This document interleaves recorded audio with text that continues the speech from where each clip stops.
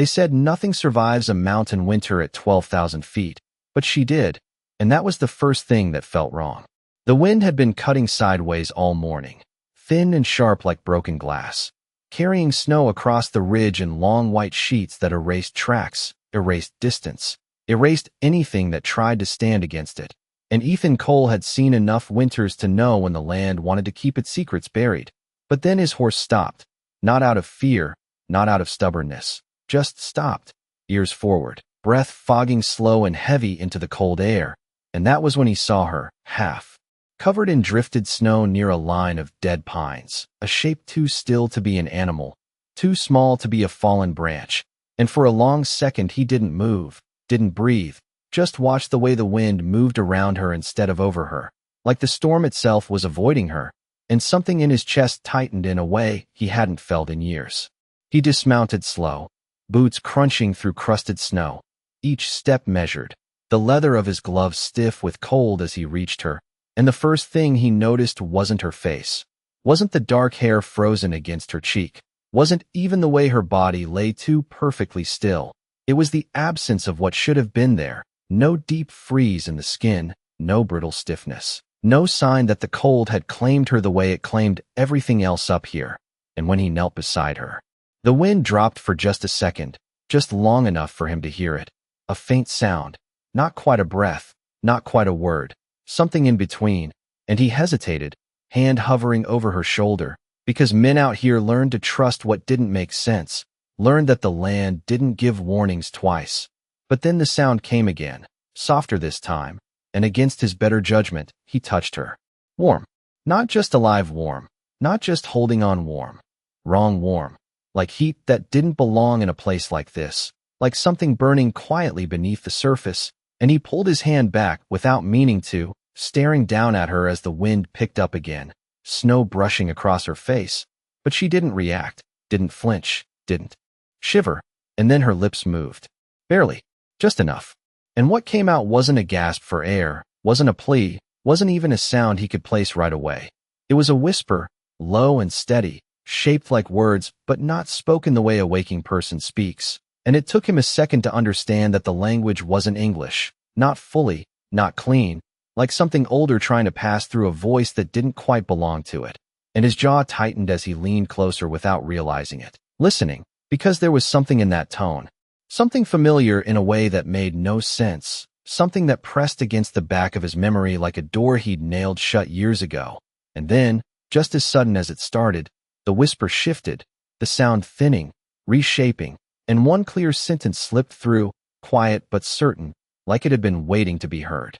You found me. Ethan froze, the words settling heavier than the snow around them, because he hadn't said a thing, hadn't made a sound that could carry through that storm. And yet she spoke like she'd been expecting him, like this moment wasn't chance, wasn't luck, wasn't a man crossing the wrong stretch of mountain at the wrong time, but something else entirely, something set in motion long before he ever saw her lying there in the snow. And as the wind howled again and the sky dimmed another shade toward gray, Ethan Cole realized with a quiet certainty he couldn't explain that whatever he had just found out here in the cold, it wasn't something the mountain had tried to kill. It was something the mountain had been keeping. The ride back to the cabin took longer than it should have, not because of the distance, not because of the storm, but because Ethan kept looking down at her in his arms like he expected her to change between one breath and the next, like whatever warmth lived in her might disappear the moment he stopped paying attention, and yet it never did, not once.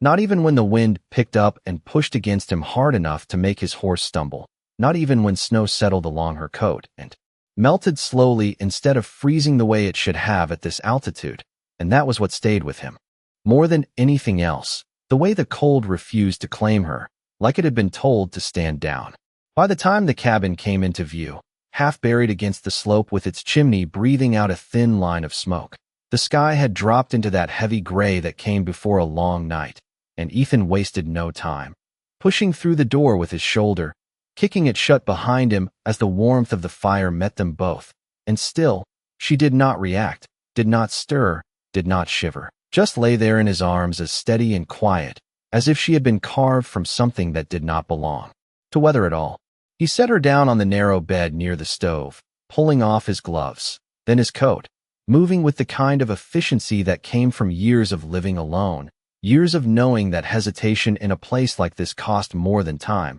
But his hand slowed when he reached for her, not out of fear exactly, but something close to it, something quieter, something that made him aware of how little he understood about what he had just brought into his home. He checked her pulse again, fingers resting against her wrist, expecting to feel something faint, something fragile, but it was steady, stronger than it had any right to be, and when he brushed the snow from her hair, it melted instantly against her skin, leaving no trace of frost behind, no sign that she had been lying out there for hours, maybe longer, and that was when he noticed it, resting just beneath the edge of her collar. A small pendant, turquoise set in worn silver, the kind of piece that carried history in its weight, the kind of thing people did not lose unless it had been taken from them. He hesitated before touching it, then closed his fingers around it gently, lifting it just enough to catch the firelight, and something in his chest tightened again, sharper this time, because the shape, the pattern, the way the stone had been wrapped in wire,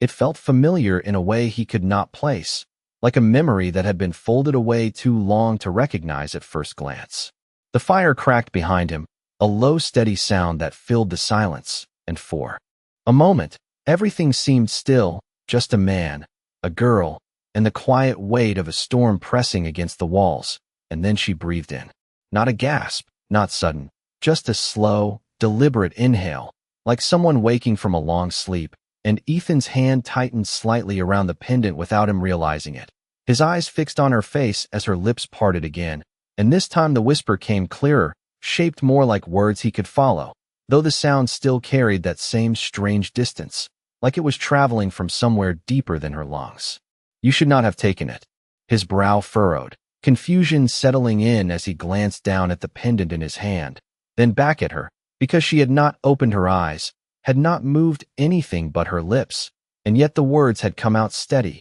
certain, as if they were meant for him and him alone. He set the pendant back against her chest slowly, almost carefully, as if returning something that did not belong to him. And for the first time since he found her, something shifted in the air of the cabin, subtle but real, like the space itself had been holding its breath and had just decided to let it go. And Ethan Cole, a man who trusted the ground beneath his boots more than any story told around a fire, felt a quiet understanding settle in his bones that this was no longer about a stranger pulled from the snow. This was about something that had been waiting long before he ever stepped onto that ridge, something that had followed him home, and whether he believed in it or not no longer seemed to matter. The fire burned lower as the night settled in, the kind of quiet that only came when the storm outside decided to wait instead of rage, and Ethan sat in the wooden chair across from the bed, elbows resting on his knees, watching her the way a man watches something he cannot explain but cannot ignore either,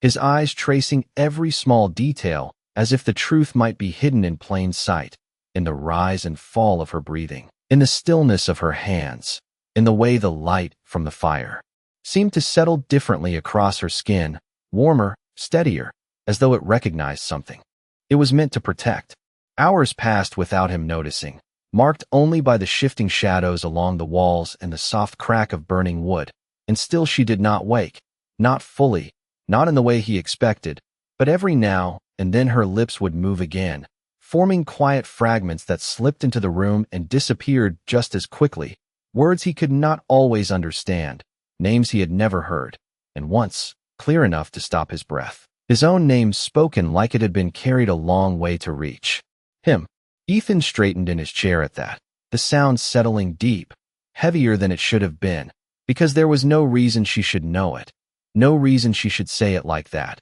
not as a question, not as a guess, but as something already known, and for a moment he considered stepping outside, letting the cold clear his head, but something held him there, something that felt less like curiosity and more like being called to stay. He stood slowly instead, moving to the small table near the window where a tin cup of water sat untouched, then back again, pacing once, twice, before stopping beside the bed, looking down at her with a quiet tension in his chest that he could not shake. "Who are you?" he said finally, not expecting an answer, not really, just needing to hear the question out loud, to ground himself in something that made sense. But the moment the words left his mouth, her fingers moved. just slightly. Enough to catch his eye, enough to make him still. Her hand shifted against the blanket, not reaching, not searching, just turning as if following something unseen, and then her lips parted again, the whisper returning, but this time it carried something different,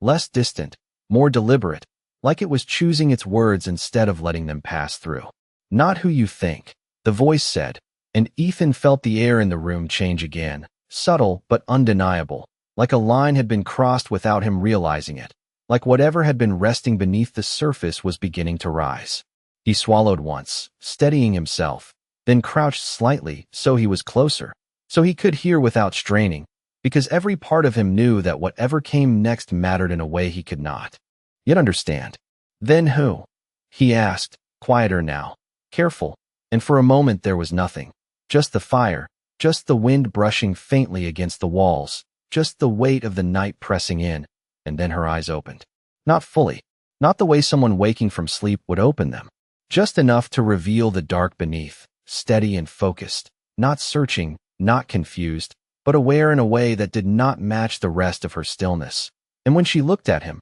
truly looked at him, Ethan felt something shift inside himself, something old, something buried, something he had not thought about in years, and the whisper came again, softer now, but clearer than before. You already know. The words did not sound like a threat, did not carry anger or fear, just certainty, quiet and unyielding, and Ethan's gaze flickered for just a second down to the pendant resting against her chest, the turquoise catching the firelight in a way that felt almost alive, and that was when the memory pressed harder, sharper, not fully formed but close enough to make his chest tighten, close enough to make him realize that whatever this was, whatever she carried, whatever voice spoke through her, it was not something new, not something that had started on that mountain, but something that had been waiting for him long before he ever found her in the snow, something tied to a past he had tried to leave behind. And as he looked back into her half-open eyes, steady and knowing, Ethan Cole understood one thing with a clarity that left no room for doubt.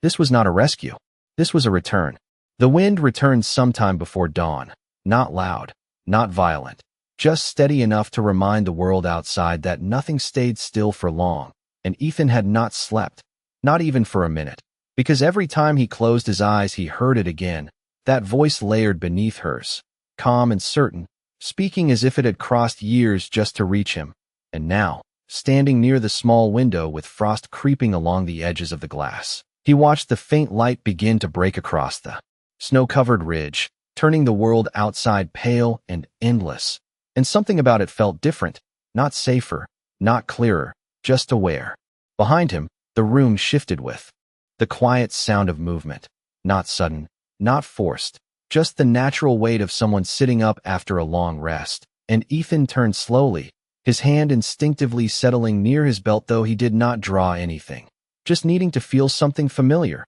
something solid, and there she was, upright now, the blanket fallen slightly around her shoulders, her dark hair loose against the fabric, her eyes open fully this time, steady and focused, watching him with a calm that did not belong to someone who had been found buried in snow the night before. For a moment, neither of them spoke, the silence stretching between them like a held breath, and then she looked down at her hands, turning them slowly as if seeing them for the first time, her fingers brushing lightly against her own skin, not in confusion, but in recognition, like someone returning to something that had always been theirs but had been out of reach for too long. You kept it warm, she said finally, her voice different now, softer, clearer, and yet still carrying that same quiet weight beneath it, and Ethan frowned slightly, taking a step closer without thinking. You mean the fire, he said, his tone careful, grounded, but she shook her head once, small, almost unnoticeable,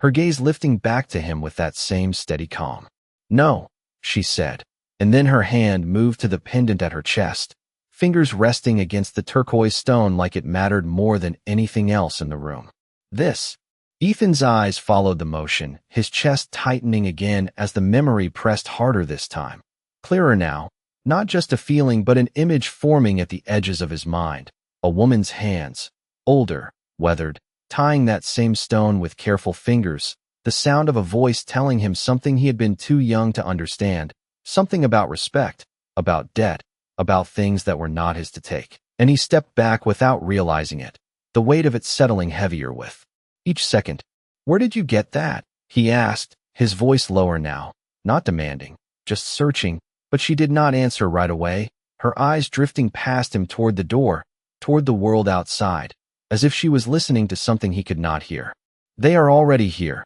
she said quietly, and the words fell into the room like a stone into still water, sending something through Ethan that made him turn without hesitation, moving to the door in 2 quick steps, pulling it open just enough to look out. And there, at the edge of the clearing, where the snow met the first line of trees, stood 3 figures, motionless, silent, their shapes dark against the pale ground, not approaching, not threatening, just waiting. Ethan's grip tightened on the doorframe for a moment, his breath slowing as he studied them, noting the distance, the stillness, the way they did not reach for anything, did not call out, did not make a move that could be mistaken for anything but patience. And behind him, her voice came again, steady and certain. "They did not come for me," she said, and Ethan turned back, his brow furrowed deeper now. "Then who?" he asked, and for the first time since she had opened her eyes, something shifted in her expression, not fear, not uncertainty, but something quieter, something heavier, like the truth she carried was not something meant to be spoken lightly. She looked at him then, directly, without hesitation, and when she answered, her voice held no trace of the other, no echo beneath it, just her own, clear and grounded. "They came for you." The words did not land all at once. They settled slowly, like snow drifting down after the wind had already passed, and Ethan remained where he stood, one hand still on the door, eyes fixed on the 3 figures at the edge of the clearing, as if looking long enough might change what he was seeing. But they did not move, did not signal, did not give him anything he could measure or read, and that was what made it worse. Because men who meant harm usually showed it, and men who meant peace usually said it. But these 3 simply stood, waiting, as though time itself belonged to them. He closed the door without taking his eyes off them, the wood meeting the frame with a quiet thud that seemed louder than it should have been,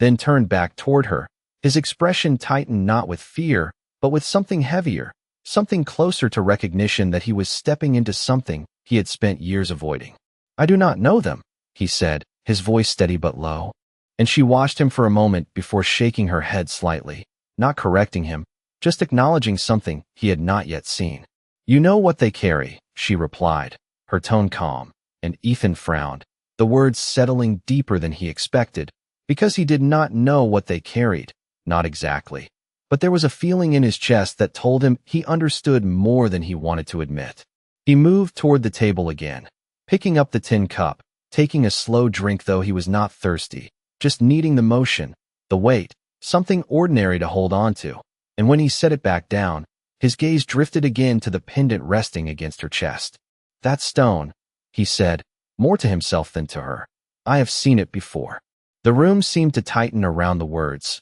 not physically, but in that quiet way where meaning begins to take shape, and she nodded once, slow, deliberate. "Yes," she said. "You have." He let out a breath through his nose, turning away slightly, his hand brushing against the edge of the table as he tried to pull the memory forward, but it did not come clean, did not arrive as a full picture, just fragments. A winter not unlike this one, a fire burning low, a woman sitting across from him, her voice steady, telling him something about what is given and what is owed, something about how kindness does not disappear. It waits, and Ethan closed his eyes for just a second, pressing the thought back before it could settle too deep. "I was a boy," he said quietly, not looking at her, "and I do not remember much from that time." "You remember enough," she answered, and there was no push in her voice, no urgency, just certainty, the kind that does not need to argue. Outside, the wind shifted again, carrying a faint sound across the snow, not loud, not sharp, just the distant movement of something stepping where it knew exactly where to place its weight, and Ethan's head turned toward the door again, instinct pulling him back to the present. "They have been there the whole time," he said, more to himself now, and she nodded again. "They are not waiting for me," she repeated, softer this time, and he studied her for a moment, really studied her, the way her posture held steady, the way her eyes did not carry fear or urgency, just awareness, like someone who had already walked the path ahead and knew exactly where it led. "Then why are they not coming closer?" he asked, and she lowered her gaze briefly to the pendant, her fingers brushing it again, almost unconsciously. "Because this is where your choice begins," she said, and the words settled between them with a weight that left no room for misunderstanding. And Ethan felt it then, clear and undeniable, not a threat, not a warning, but a line, invisible but real, drawn somewhere between the warmth of his cabin and the cold waiting just beyond the door. He looked down at his hands, rough, steady, hands that had spent years working land that asked for nothing but effort, hands that had kept him alive without asking him to answer questions he did not want to face. And now those same hands felt different, not weaker, not stronger, just involved, like whatever waited outside was tied to them whether he stepped forward or not. He lifted his head again, his gaze steadying as it returned to her, and for a moment, neither of them spoke, the silence stretching not with tension but with understanding. And then Ethan Cole gave a small nod, not to her, not to the figures outside, but to something within himself that had finally decided it could no longer stand still, and without another word, he reached for his coat. The door opened against the weight of the cold, and the air outside met Ethan like something alive, sharp and clean, carrying the kind of silence that only came when the land itself was watching. And he stepped out without hesitation, boots pressing into the snow with a steady rhythm that did not rush, did not falter, because whatever waited ahead was not something he could outrun or outthink, only face. The three figures remained where they had been, no more than 30 yards from the cabin, their outlines clearer now in the pale morning light, each one standing with the same quiet stillness, their presence not aggressive, not welcoming, just certain, like markers placed exactly where they were meant to be. Ethan stopped about 10 feet from them, leaving space between them that felt intentional, respectful in a way he did not fully understand but instinctively. Followed, his breath steady, his hands relaxed at his sides, not reaching for anything, not offering anything yet, just standing there as a man who knew enough to listen before speaking. The one in the center stepped forward first, not quickly, not slowly, just enough to close part of the distance, his movement smooth and deliberate, and when he spoke, his voice carried across the cold air with a clarity that did not need to be raised. "You brought her out," the man said, and it was not a question, not a challenge, just a statement placed carefully between them. Ethan gave a small nod, once, his gaze steady. "She was there," he answered. "I brought her in." The man studied him for a moment, his eyes not hard, not soft, just observant, like someone measuring something beyond words. And then he glanced briefly toward the cabin behind Ethan before returning his attention to him. "You brought more than you know," he said, and Ethan felt the words settle deeper than the cold ever could, because they matched what had already begun to take shape in his mind, what he had tried to push aside inside those walls. "Then tell me what I brought," Ethan said, his voice even, not demanding, just direct, and the man did not answer right away, his gaze shifting slightly to the pendant that now rested beneath Ethan's coat, visible only because the wind had moved the fabric just enough to reveal the edge of the turquoise stone. That was when Ethan realized something he had not noticed before, something small but undeniable. The pendant was no longer on her, it was with him. His hand moved instinctively to his chest, fingers brushing against the stone as if confirming it was real, and the man in front of him nodded once, slow, as though acknowledging that realization. "That was never meant to stay buried," the man said, and the words carried no accusation, only truth, and Ethan's jaw tightened slightly as the memory came again, clearer this time, not fragments now but a moment, a winter long ago, a woman placing that same stone into his small hands, telling him something about how some things are not given to be kept,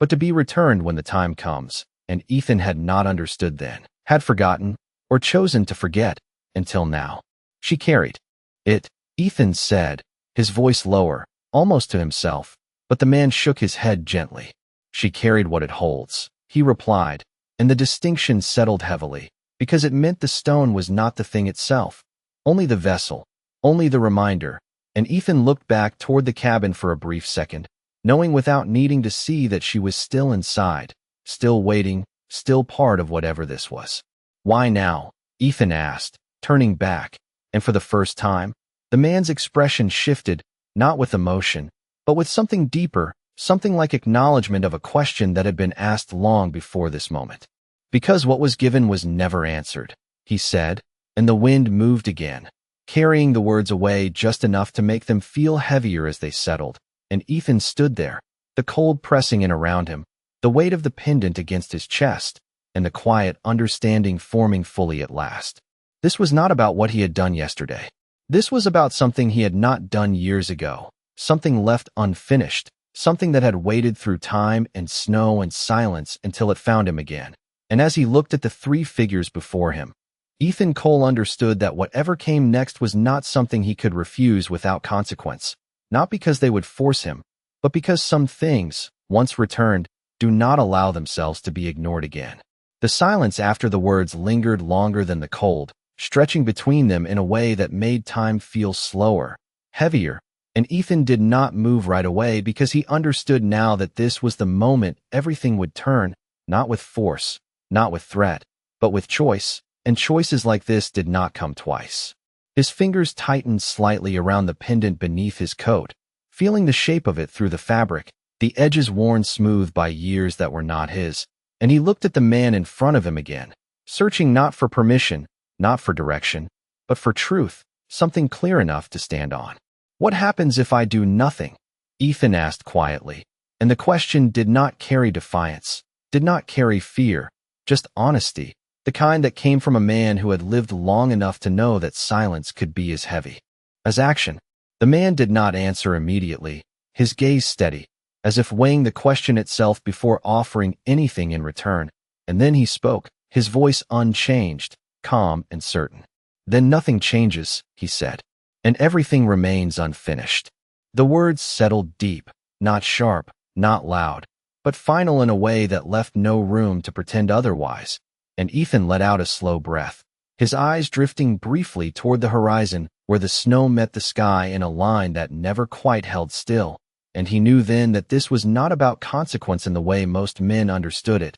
not about punishment or reward, but about something quieter, something that stayed with a man long after the moment had passed. He nodded once, almost to himself, and then turned without another word, walking back toward the cabin, his steps steady, deliberate, the sound of his boots pressing into the snow marking each second of the distance he had to cross. Behind him, the three figures did not follow, did not call out, did not move at all, because they did not need to, and Ethan understood that too. When he pushed the door open again, the warmth inside met him like it had before, but it felt different now, not because the fire had changed, but because he had, and she was still there, seated on the edge of the bed, exactly as he had left her, her posture calm, her gaze lifting to meet his the moment he stepped inside, as if she had been waiting for this exact moment, not for his return, but for his decision. For a long second, neither of them spoke, the silence holding everything that had not yet been said, and then Ethan reached up, pulling the pendant free from beneath his coat, holding it in his hand where the firelight could touch it, where it could be seen clearly for what it was. "This was never mine," he said, his voice low but steady, and she watched him closely, not surprised, not relieved, just present, as if the words were simply part of something already understood. He took a step closer, then another, stopping just within reach, and for the first time since he had found her, there was no hesitation in his movement, no uncertainty in his hands as he extended the pendant toward her. "I should have returned it," he added, quieter now, the weight of the years behind the words more than anything else, and she looked down at the stone for a moment, her fingers lifting slowly, not to take it right away, but to hover just above it, as if feeling something unseen between them, something that had nothing to do with the object itself. "It was never meant to come back to me," she said softly, and Ethan's brow tightened slightly, confusion flickering across his expression, but before he could speak, she lifted her gaze to his again, steady and clear, and this time there was no trace of the other voice beneath hers, no echo, no distance, just her. "It was meant to come back through you." The words settled into him in a way that did not ask for understanding, only acceptance, and Ethan lowered his hand slightly, not pulling it away, just holding it there as the meaning began to take shape, not as a single thought, but as a quiet realization that this was never about returning something to the person who carried it, but about answering something that had been left open, something that had waited until he was ready to see it for what it was. Outside, the wind shifted again, softer now, almost still, and the world beyond the walls felt less distant, less separate, like whatever line had been drawn before was beginning to fade, and Ethan Cole stood there, the pendant resting between his fingers, understanding at last that what he was holding was not a debt to be paid with action, but with something far simpler and far harder. Recognition. The space between them held steady, not tense, not fragile, just full, as if everything that needed to be understood had already settled into place and was waiting for the last piece to arrive, and Ethan did not rush it, did not push the moment forward, because he knew now that nothing about this had been rushed, not the storm, not the finding, not the years that had passed before this morning, and he let his hand lower slowly, not withdrawing the pendant, not offering it again,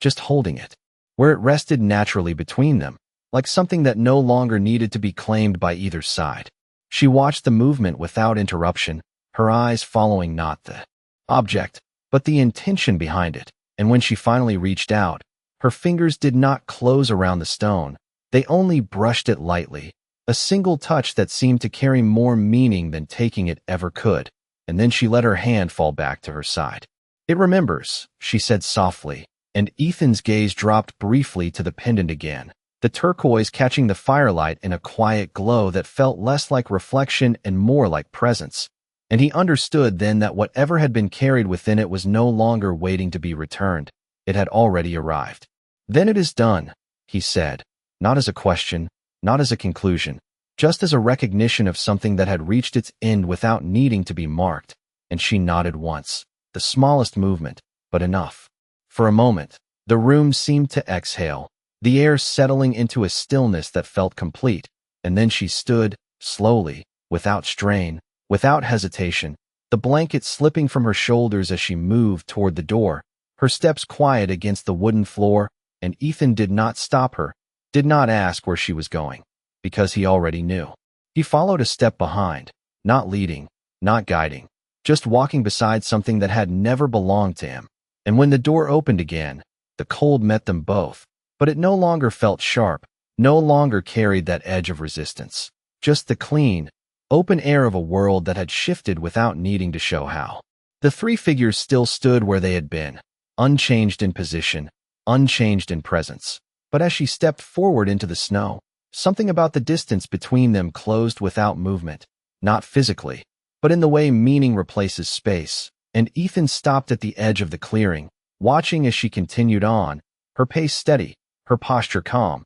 until she reached them, and for the first time, one of them moved, not forward, not back, just a slight lowering of the head. A gesture so small it could have been missed if he had not been looking for it, and she mirrored it, not as a return, but as an acknowledgement that required no words. The man in the center lifted his gaze then, not to her, but to Ethan, and there was no demand in it, no expectation, just a quiet confirmation that what needed to happen had already happened, and Ethan stood there, the pendant still in his hand, feeling its weight differently now, not as something held, but as something understood, and without thinking, without ceremony, he let his hand open, letting the chain slip free, the stone falling gently into the snow at his feet, disappearing just enough to be unseen, but not lost. No one reacted, not the men, not her, not even the wind, because nothing had been taken, nothing had been given, only returned to where it no longer needed to be carried. She turned once before stepping fully into their presence, her eyes meeting Ethan's for a brief second, and this time, there was no other voice beneath hers, no echo, no distance, just her, clear and quiet. "You remembered," she said, and the words carried no praise, no relief, just truth, and Ethan gave a small nod, not an answer, but an acceptance, and then she turned back, the three figures shifting slightly as one, not surrounding her, not leading her, just moving together, their forms blending into the pale line of trees as if they had always belonged there. Ethan remained where he was, the cold settling around him, the silence returning in a way that felt different now, not empty, not waiting, just still, and for the first time since the storm had begun, There was nothing left for him to do, nothing left to hold on to, nothing left to question. And as he stood there watching the place where they had disappeared, Ethan Cole understood that some debts are not paid with action, not with words, not even with time, but with the simple, quiet choice to see what was always there, and to let it go without trying to keep it. The snow settled again after they were gone, not falling hard, not driven by wind, just a quiet drift that softened the edges of everything it touched, and Ethan remained where he stood for a long time, long enough for his footprints to begin fading, long enough for the place where the pendant had fallen to disappear beneath a thin white layer that gave no sign anything had ever rested there at all, and he did not move to uncover it, did not step forward to mark it, because he understood now that nothing about this was meant to be held onto. The trees at the edge of the clearing stood still, their dark shapes unchanged, offering no trace of the figures who had passed between them, and yet the silence they left behind felt different, not empty, not waiting, but complete, like a story that had reached its end without needing to say so. Ethan let out a slow breath, the air rising in front of him before disappearing into the cold, and then he turned back toward the cabin, his steps steady, his pace unhurried, not because there was nothing left to face, but because for the first time in a long while, there was nothing pressing against him that he had to push away. Inside, the fire had burned lower, reduced to a steady glow that filled the room with a soft, even warmth, and the space felt larger now, quieter in a way that did not carry tension, just stillness, and Ethan moved through it without thinking, adding a piece of wood to the stove, adjusting it the way he always did, his hands returning to familiar motions that required no thought,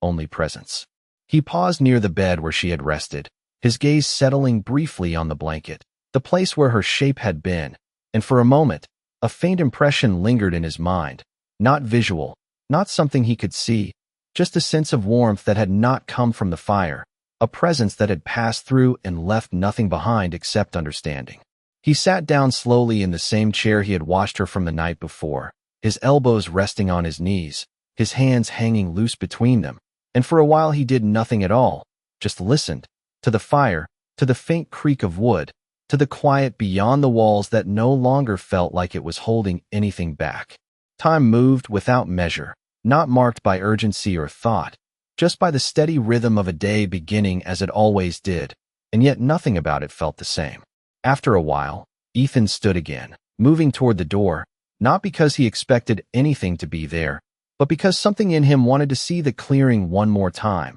to stand in the place where everything had shifted without needing to understand how. He stepped outside, the cold meeting him again, but it no longer carried that sharp edge, just a clean, open air that felt familiar in a way it had not before, and the clearing lay quiet, untouched except for the soft patterns of new snow. The world reset in its own quiet way, leaving no mark of what had passed through it. Ethan looked out across the ridge, his gaze steady, not searching, not expecting, just seeing, and for a brief second, something moved at the edge of his awareness, not a figure, not a sound, just a feeling, like being recognized without needing to turn, and then it was gone, leaving only the wind brushing lightly across the snow. He nodded once, small, almost unnoticeable, not to anyone standing there, but to something beyond sight, something that did not need to be named, and then he turned back toward the cabin again, his steps carrying him forward without hesitation.